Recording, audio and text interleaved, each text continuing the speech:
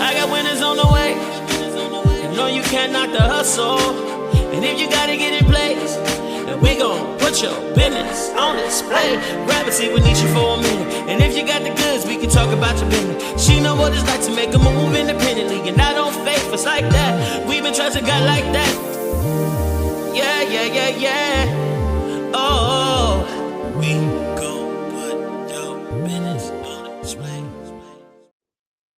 Happy Wednesday, everybody. Happy Wednesday. If you are watching, please hit share. We are live, Neesha's Network here with We Work Wednesday, every Wednesday. And today we are relaxing. We are taking a break. I almost didn't come with any makeup today. I was like, we're just going to have the naked truth today. So if you are watching this, please hit share. We're about to have a great conversation. I did want to... I'm going to just bring her right on because she is none other than my sister, not by blood, but by blood. And God knitted our hearts probably at the age of 8, 9, something like that. I think it was almost her 9th birthday because we met in an August setting, but none other than my sister and Road Dog. Okay, no. Lady Liv, they call her. I call her Yolanda Livingston. Welcome, Yo. Thank you. Thank you for having me. Don't be formal, okay? We're not formal today. Okay. All right, we're gonna just relax. You know, I was thinking about this. So I just said, she knew I wanted to just relax today, and my special guest today was not able to make it. So Yolanda's actually scheduled a couple weeks down the road, but today we're just going to talk about the naked truth about relationships. And she knows this, and many of you all might not know this, but I'm in the process of completing a book on relationships. I won't say the title, and it's been in the making since 2015. And so I was like, you know what, yo, come on and go with me. Come on. Let's go and talk about relationships. So Yo, introduce yourself, and then we'll go ahead and start talking. Okay, I'm Yolanda. I'm Neesha's sister, and I am extraordinarily proud to be called Neesha's sister. And I am a wife. I'm a mother. I am sharing in ministry with my husband, and I'm Yo. Unapologetically, I'm Yolanda. And I think I'm done, Nish. I think that's all right. So that's good. So if you guys are watching this will be really fun today because it's all about transparency. And I told her we were going to be transparent. So my grandfather, her pastor, former pastor, and my late grandmother and my late grandfather and her late pastor started the prayer band convention, and that's where we met in August. I believe it was in Michigan when we first met, Detroit, and where she is from. And let me tell you what I noticed about Yo when I first met her. We became pen pals. I hear you. We became pen pals, and we started writing to each other. And I could not wait to get to the mailbox to find Yolanda Olive, Detroit, Michigan. I couldn't wait to find that little letter crunched up in the mail. And we went back and forth. That was like my favorite thing to do, which people probably don't even have a clue about these days. Do you remember that? I do. I remember. Yes. Those were some good times. I enjoyed writing those and getting those letters. That was so much fun. Yes. And then I remember I had a big family. She was the youngest. I was the oldest. And one of the things that was very interesting was I wasn't as fashionable, but Yo always was fashionable, you guys. I wanted to be fashionable. I wanted to be a fashionista for sure, but I just literally didn't have the wherewithal. She was the youngest, so she probably got everything and the kitchen sink. And I was one of those people that had to wait on things. I mean, it wasn't the worst in the situation because we got to travel and do things, but it was just a little different. Our lives were a little different. And so when I would go to Detroit to her house, I just thought it was the best thing ever. And her sisters became my sisters, and my sisters and brothers became her sisters and brothers, and her brother, I won't forget, Walter Jr. So anyway, so we just started growing up together. And what do you have to say about our childhood that was different than now? I think that Nisha exaggerates my fashionista style. I think that's a bit of an exaggeration, but I think my sisters were definitely fashionistas. And yes, it's true. I grew up the youngest, and I think I had a really good childhood in my inner circle, like in my house. There were some tough things outside with my family, but yeah, growing up for me was really good. And having Neesha as my sister was even better. God bless me, and I'm grateful for that. And I really like, she talked about those letters, man, those were the best. I wish that we had that and that kids could share in some of those kinds of things today, because that's something really special when you have something coming in the mail just for you. That was so much fun. I really enjoyed that. Nisha, you look frozen, by the way. I'm not frozen. I'm very Okay. much moving. So Okay. anyway, now I want to go back. So I want to fast forward to our latter out of high school years, where I got pregnant. And we have never really talked about this in detail, but I got pregnant, and I don't remember how you found out. Can you tell me? You remember how you found out? I Did I tell you, or don't remember how I found out. I'm how not did sure. you know? Did you know? I knew. I don't know how I knew, but I did know. Okay, so I got married in 1988, and I was pregnant with Kristen, and I think my world just like totally flipped upside down. But I knew that nothing else mattered to me but Wes. Like, he chose me, and that was it. And that was like, boom. I didn't care about nothing else, really, to be honest with you. I had to figure out a lot of those internal struggles of not waiting until you were married and different things like that, and being virtuous and all the things that I knew that I had a plan to do. But there were a lot of interruptions in the regular scheduled program, like parents, going through marital problems, and being the oldest. And I didn't have a lot of friends in the Chicagoland area. I just didn't. And so I literally was just like, Wes became my friend. And I guess he became my friend too tight. 33 years later, thank God. But when you did find out and everything, what were your thoughts? Like, because we weren't talking during that time. I was angry. I wasn't angry with you. I was angry with the way you were treated. Yeah, I was And treated bad. that hurt me. And it made me really, really, I was mad. I was really angry with the way that was handled. And I always feel like babies are a gift and a blessing no matter how they come. And I feel like relationship with God is what's important. And once you have forgiveness with Him, then you have forgiveness. And so I thought the way that they handled that was just mean and cruel.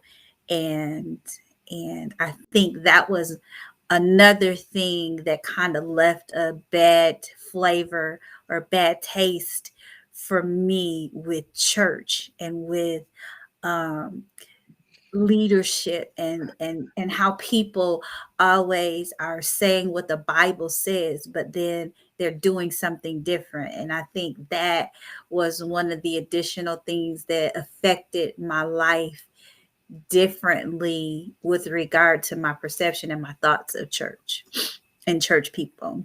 And so I was, I guess it's making me a little emotional because I didn't know you felt that way. So I'm a little emotional by that.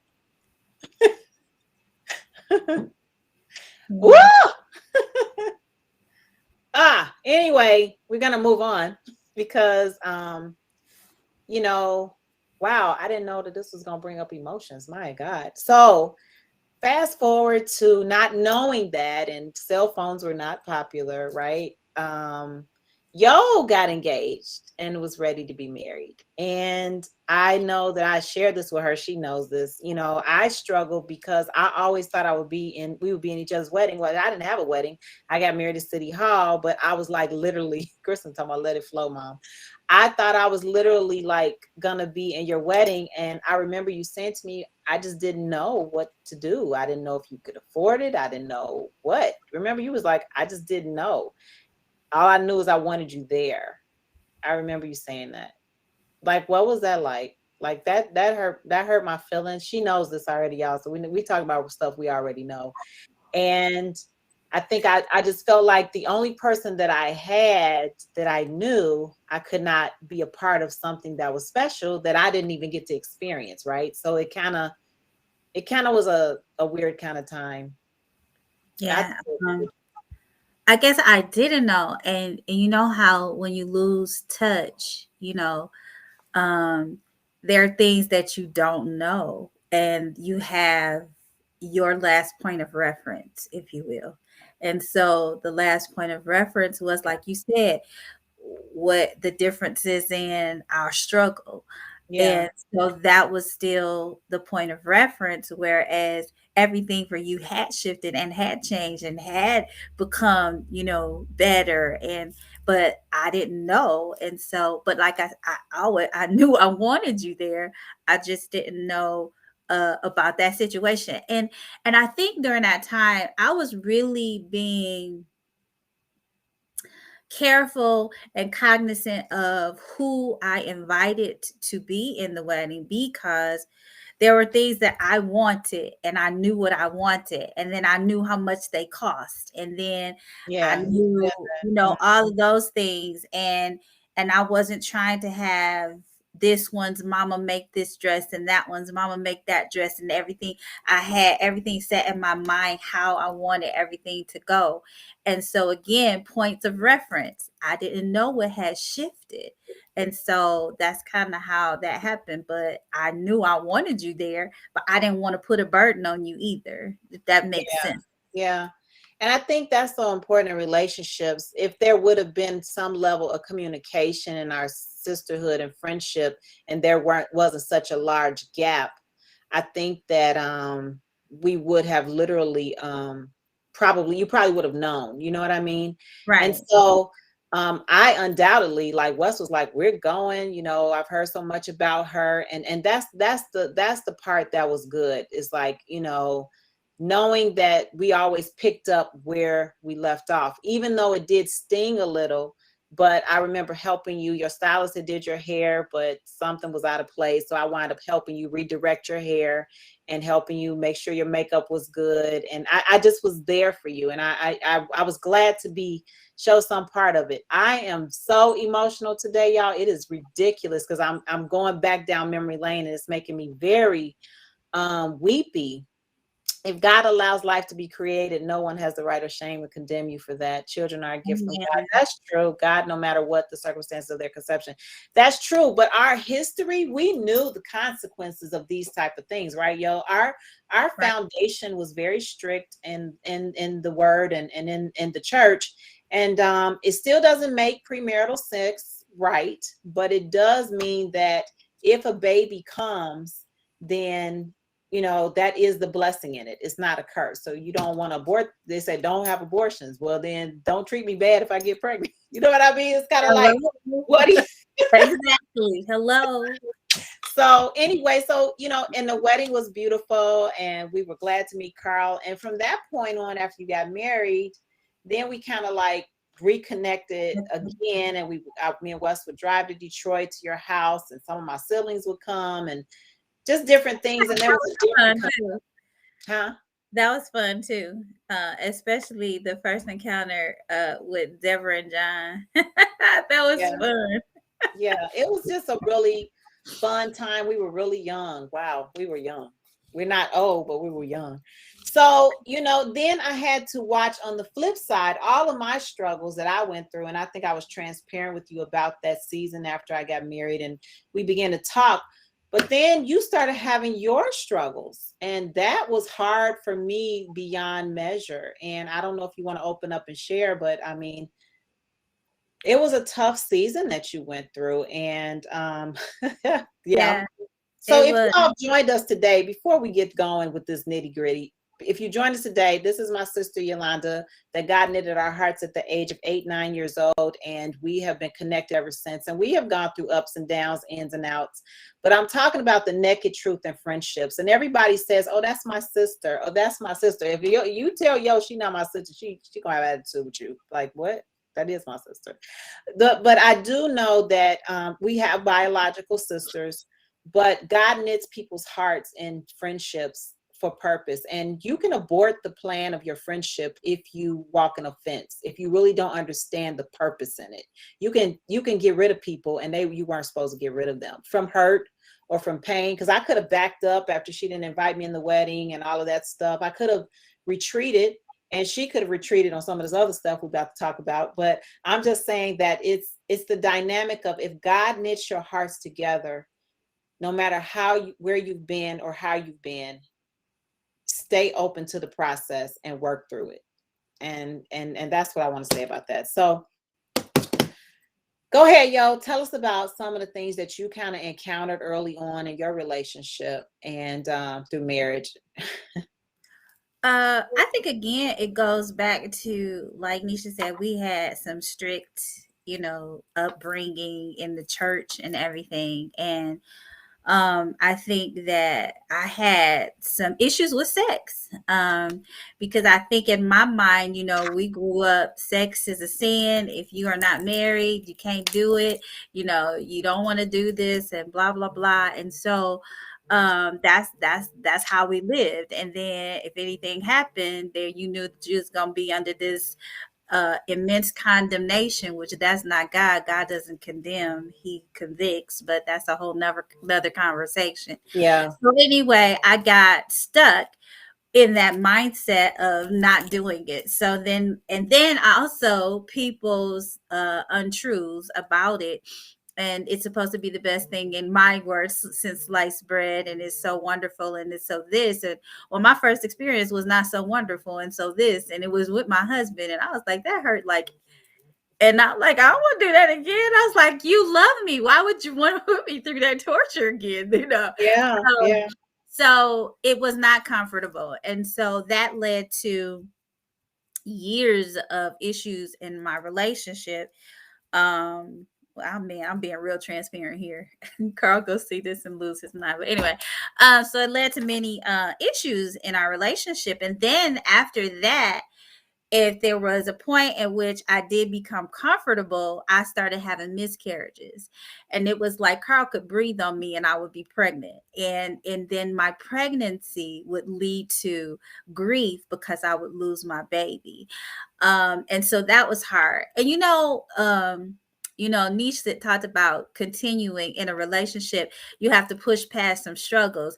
Neesha had to push past the struggle that she had with me and the wedding, but Neesha has been there.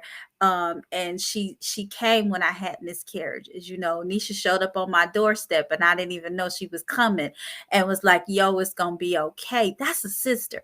And I know I'm not her blood, but you, like she said, you can't tell me she's not my sister. And Yale and Chris, those my babies. I love them, and even though I'm 100 miles away, that's my family, and I really feel that way. And so she was there for me through all. I had a total of 12 miscarriages. Neesha was there for the majority of them. And if she wasn't there, she was on the phone, if she was not in person, traveling from wherever I was, she was coming. If it was to Detroit, to Tennessee, she was there. And I think that speaks to relationship. That speaks to sisterhood for real. That speaks to being a sister without having a bloodline connection like your mama birthed her. But I don't think we could have a tighter connection. You are really making me go, Lord Jesus, help me, God. So I'm overwhelmed because, wow. Keep talking for a minute because I can't talk. All right. Okay. So I would encourage everybody, because we're talking about the raw of I keep calling it the raw. Neesha calls it the naked of our relationships, and that's the naked of our relationships. and how so many things can interfere with it that really doesn't have anything to do with relationship, but those things can come in and tear things down unless, and I'm talking to myself even today, unless you press through the struggles Yeah. that Yeah. really don't have anything to do with with your relationship, but it Right. has to do with the situations of that occur that could hinder Right. if you don't press through. So yeah. Yeah. That's really good, and thank you for helping me work through that. Though the memories, when you start thinking about, and that's one thing I want to say before I dive into what I really want to say is that even in marriage or parenting or whatever, if you can go back to the memories of love and the memories of what was good, it will kind of take you to a place where you can kind of get through the bad. Like go back down memory lane. When things start going getting stale, go back to the places that brought you in the relationship. Um, the reason I was struggling because when we talk about memories, I was so confused with God about them babies. I literally bought a onesie one year. I just was like, God, my faith is gonna shift this, right? And we stood in Carl and Yo's living room and we prayed, and I had that onesie there and I presented it to him, and I was so frustrated with God.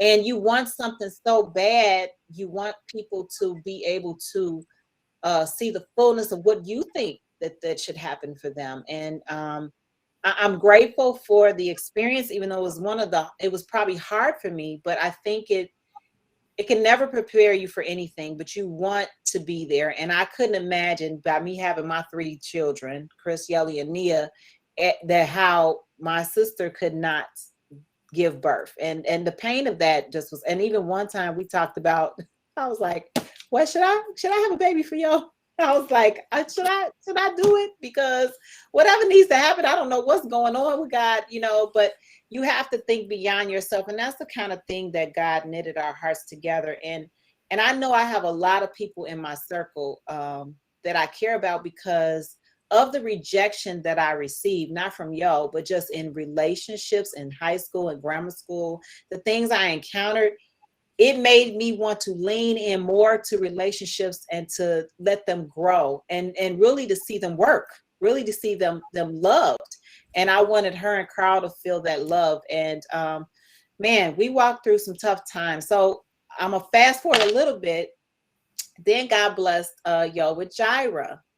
And that was one of the best gifts that God could have blessed her with. And talk about that time if you want to.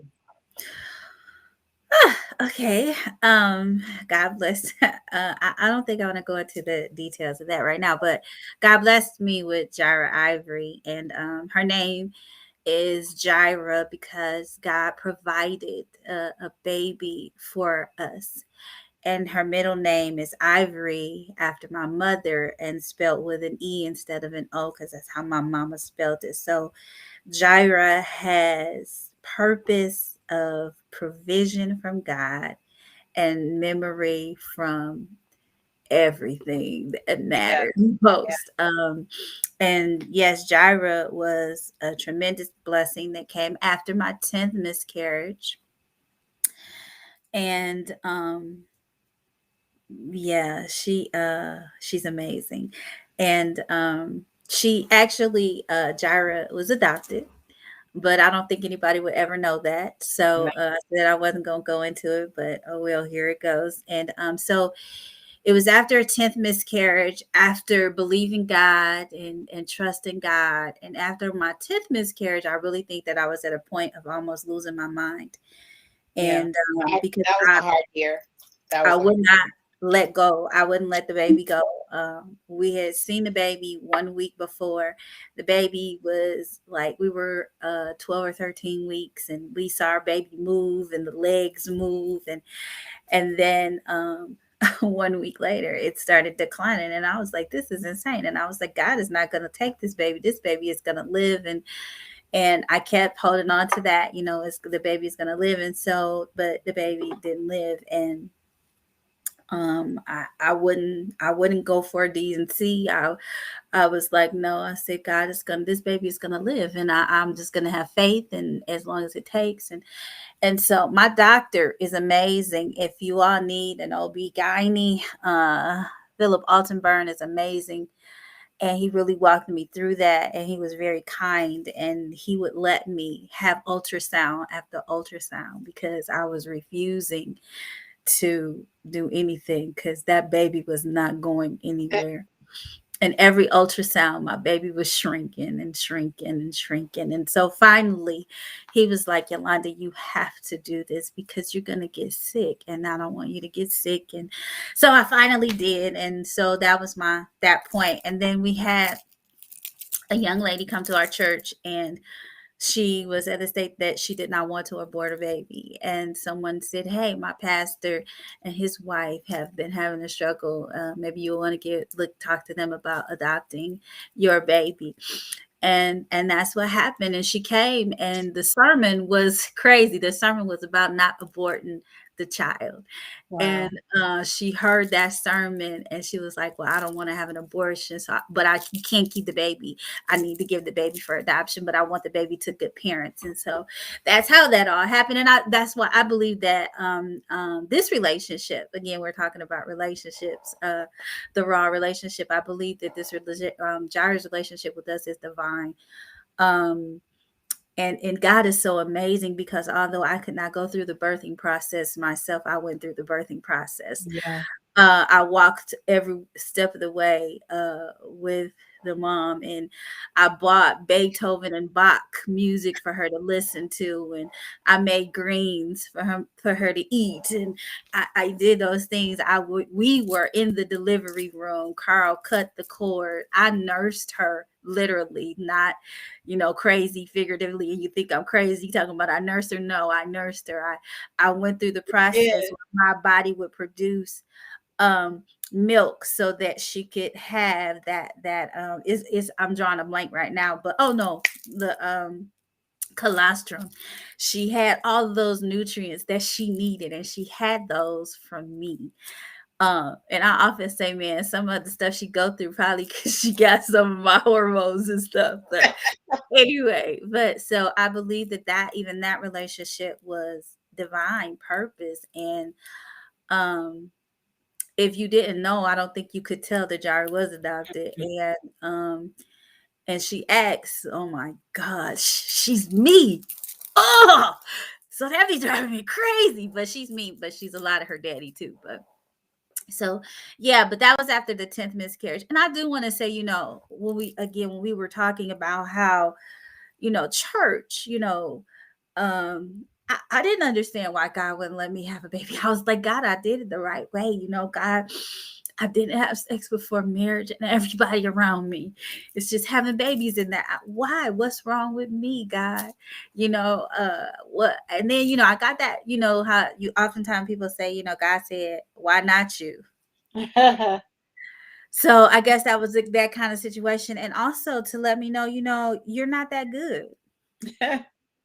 Wow. You think you were good because you did the right things, but that don't make you good. I'm the one who makes you good. So I mean that's relationship all around. Relationship with God, relationship with people. That's just all around. So you may think that you good and you deserve something, but at the end of the day, the truth of the matter is we really don't. Yeah, and while you were saying that, I was thinking about how sometimes when life doesn't go the way you want it, God does send the rainbow. Like He will send the promise. It promise may not look like what you want it to look like, but it will promise. And I remember toiling with Cookie and Gwen. Well, me and Gwen were toiling, and because you had a certain time frame where the mommy could change her mind, and that was torment for me.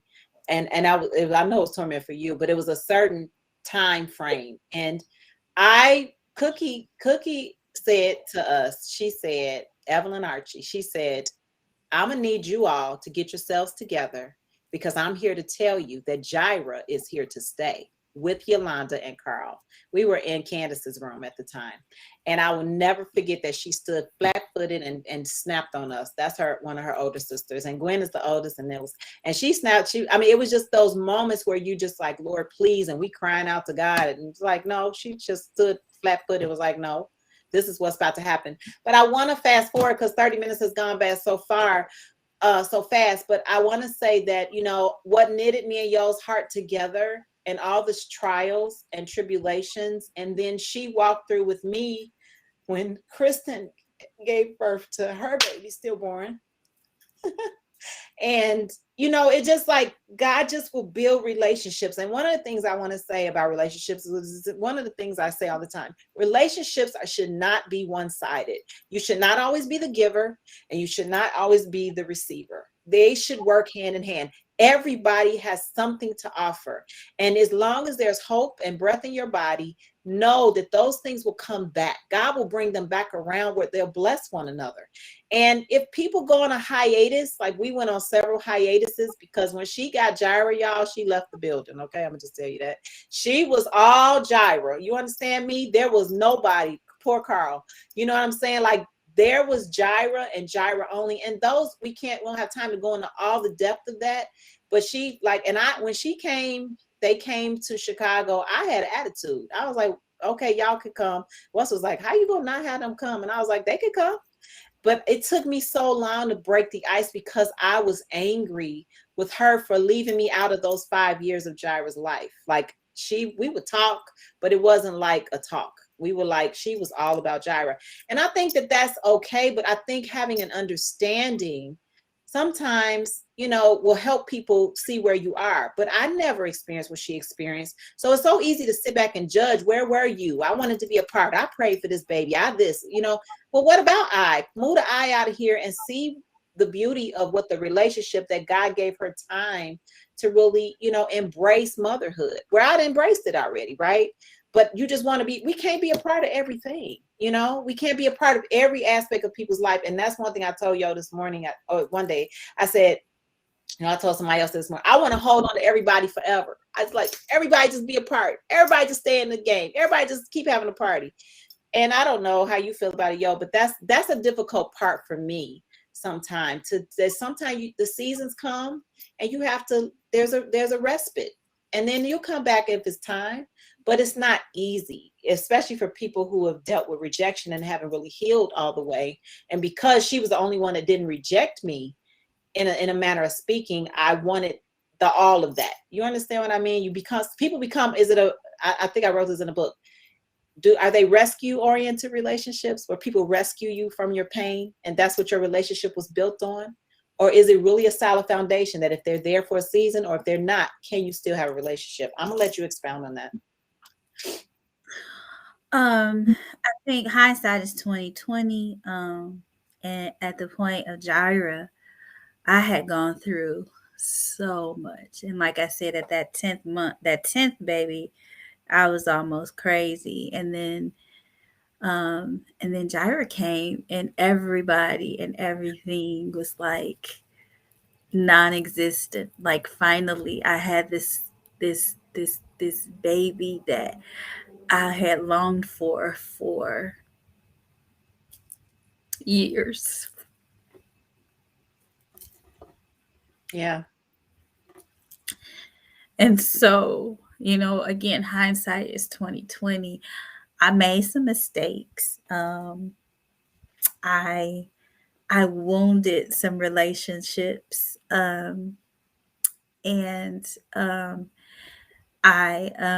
Because everything it was all about her, and including my husband. I mean, he was go do what you're gonna do. It's me and Gyra, and again, so that just goes back to building those relationships and knowing that the circumstance is not the relationship. So good. You have to decipher between the two. And Neesha talks about she wants to hold on to relationships, and in many ways I'm the same way. I just don't have to have as many. So Um, I try really to hold on to those my I call it my community. My community is not that huge. Well, at least that's my thought process. Maybe it's bigger than I think. But I cherish those relationships and I want to keep them. And sometimes I'm a little selfish. I'm just gonna be honest, and I don't like to share all the time. I have issues with that, that's my family. No, no, you go away. No, she's Yeah, mine.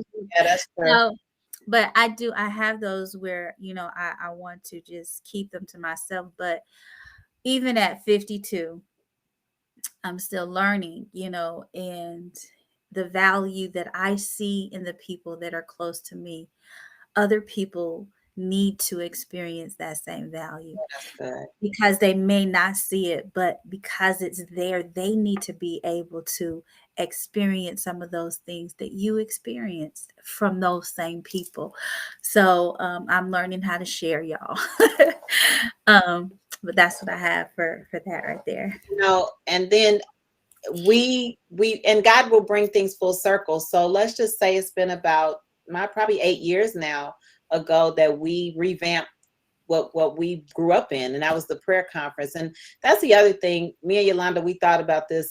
We revamped it. Our family started it. We were like, let's go revamp it, and it lived for about 4 years. I don't want to say it lived like it died, but it lasted, and we built new relationships, and she built new relationships. I built new relationships, and we went to Minnesota and Michigan and Tennessee, and we were in Chicago, and we had this prayer conference, and it brought families together, and we used the gifting of our relationship to bring the better good to what God's plan. Now life shifted, and there we go again, where life shifted and things had to take a turn, but it served its purpose. And I think that that's my heart, is that things can serve their purpose without you having to damage a relationship. You don't have to get rid of your friendships or your relationships because of seasons changing or shifting. Just try to look at it from a different point of view. And I think that you need each other. I think that that's the part that is, but I do think you need to establish what type of relationship is this. And even now, you don't have to say, Yolanda, this is a prayer relationship. That's all the relationship we got, is that we're prayer partners.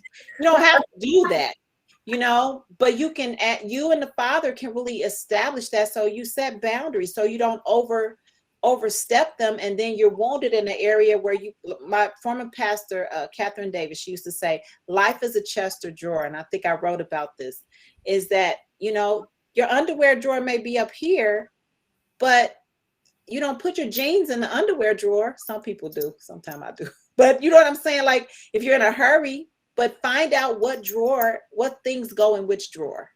What do you think about that? That's good. I think that's good. I I've had some relationships like that you have to figure out where they go.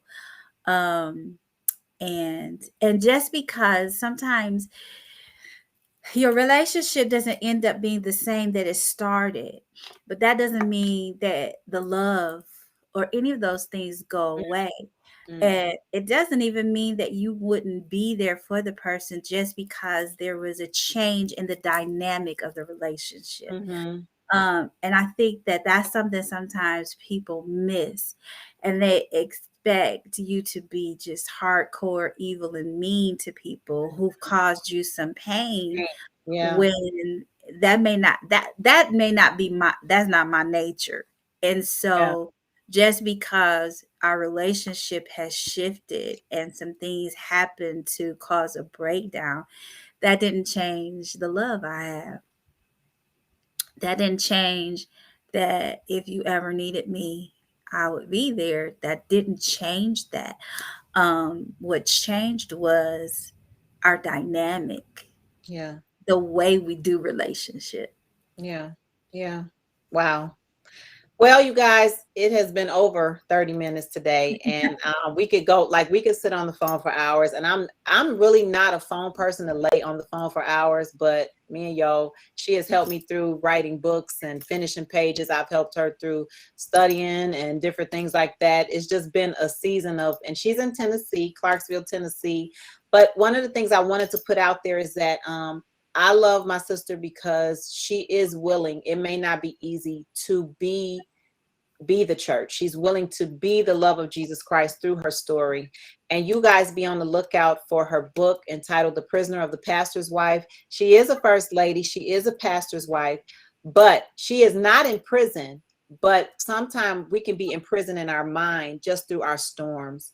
And the fact of it's not about Carl was the worst husband in the world. None of that, because he's a pastor. No, but there's a journey that people have to walk in ministry and leadership, and is a lonely journey. And she shares her journey and she's transparent about it. It's coming out very soon. I'm super excited about it because it brings healing. And that's what it's about, you guys. Our naked tears today are to bring healing about friendships and relationships, to say, yes, we're going to go through some storms. Everybody can't go for the same road and the same party.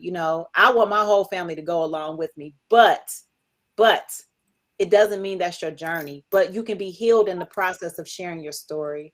And then also I want to say that she has the Freedom Project, and I really want you to talk about that because it's quarterly and it comes up. And the Freedom Project was really a journey where I watched Yo walk through some healing with those 12 babies that she lost, that are in glory right now. Getting healing, was so huge in that key. But she developed the Freedom Project and God called her to it. She is anointed and appointed. She's a preacher in her own right, y'all. Don't let this nice little sweet voice fool you, okay? She is a show enough preacher, okay? But tell everybody about the Freedom Project, yo. A Freedom Project is a ministry because sometimes, you allow life circumstances to have you bound. And you don't even realize that you are really bound, because I was clueless, even after my 12 babies. There were some areas that I cut off, but I was not aware. And I'm so glad that God was like, love me so much to say, hey, you got to get rid of, you got to deal with that. You got to open that up so I can make you free. Yeah.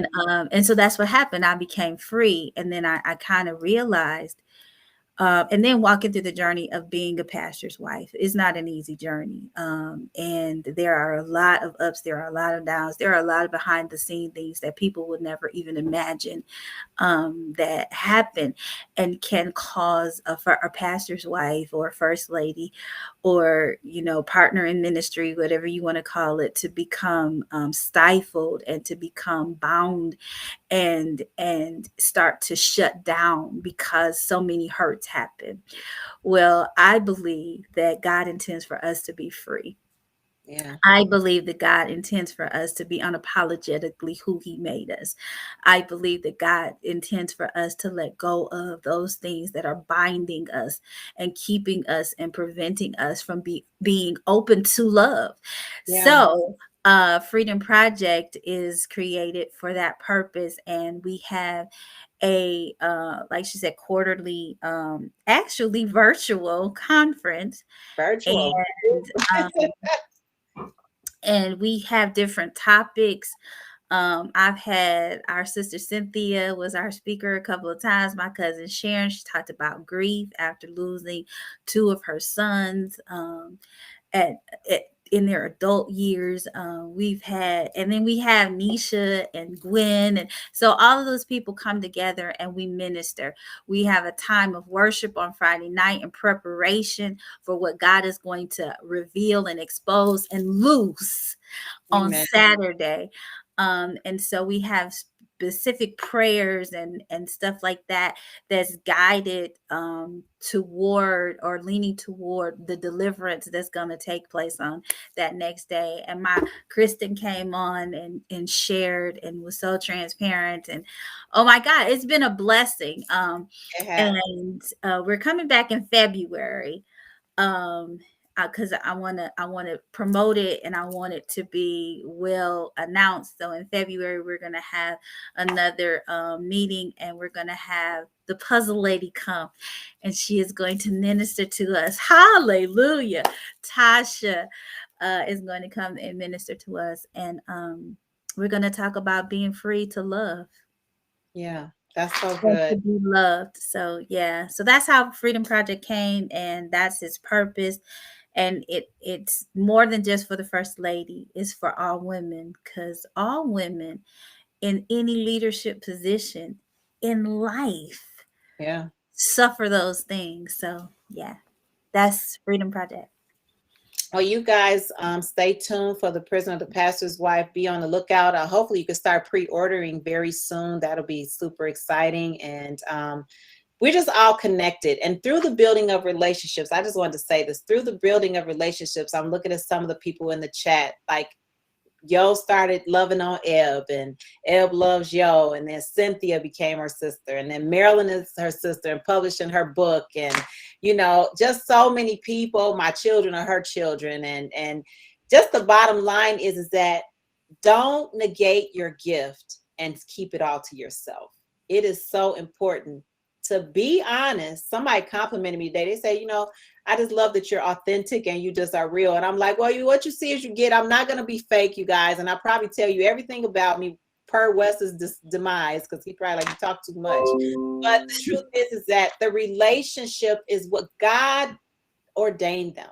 And I am grateful that my sister Yolanda is my sister that has been here. We didn't even tell y'all half the stuff, but the truth is that this is the naked truth about relationship. They were God's idea, and they are never one-sided. So be on the lookout for the many projects that are coming through the building of relationships. And I love you very much. Thank you for being here today with me. I love you. But All you right. know. You guys, stay tuned till next week. And then tonight, you guys, on social media, Facebook, hey, come hang out with me and Wes. We're being interviewed by Nicole Wheatley, the entrepreneur guru. She is amazing. Master realtor, networker. She is amazing. So we're going to be talking about the unbreakable marriage covenant. Wow. And so we come hang out with us at 6 p.m. Central Standard Time. Come hang out with us at the getaway. You got a few more days just to register. And build your friendships, build your sisterhood. Tell somebody you love them. Love you guys. Have an amazing day. We'll see you next week.